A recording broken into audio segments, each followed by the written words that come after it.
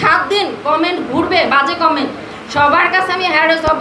গণ অধিকার পরিষদের লোকেরা দেখবে যে আমি নিজের দলের কাছে নির্যাতিত, যে আমার ভাই সে আমাকে বাজে কমেন্ট করছে। মহানগর ঢাকা জেলা দক্ষিণের মহানগরের সভাপতি নিজামুদ্দিনকে আমি মেনশন করি, 2 মিনিটের মধ্যে ছেলে কমেন্ট ডিলিট করে দিয়েছে।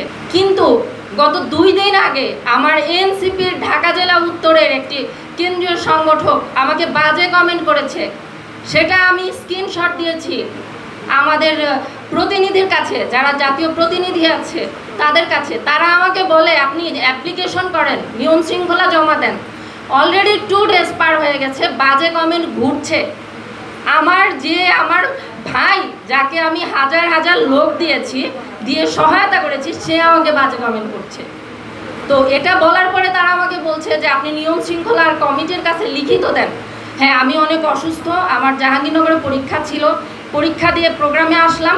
অবশ্যই আমি আরও 7 দিন লাগবে আমার লিখিত কমপ্লেন দিতে, সুস্থ হয়ে। 7 দিন কমেন্ট ঘুরবে, বাজে কমেন্ট, এবং আমার যে শ্বশুরবাড়ির আত্মীয় স্বজন আছে, আমার নিজের আত্মীয় স্বজন আছে, সবার কাছে আমি হ্যারাস হব।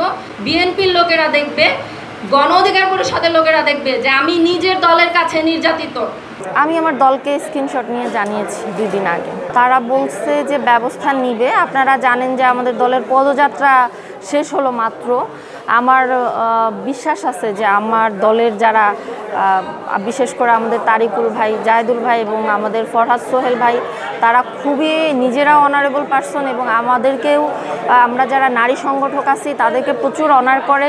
এবং আমাদের মূল দলের যে আমাদের ইমাম আছে নাহিদ ইসলাম আহ্বায়ক, সে মানে খুবই সফট কাইন্ডেড একটা মানুষ, নারীদের প্রতি তার ব্যবহার অনেক সম্মানজনক।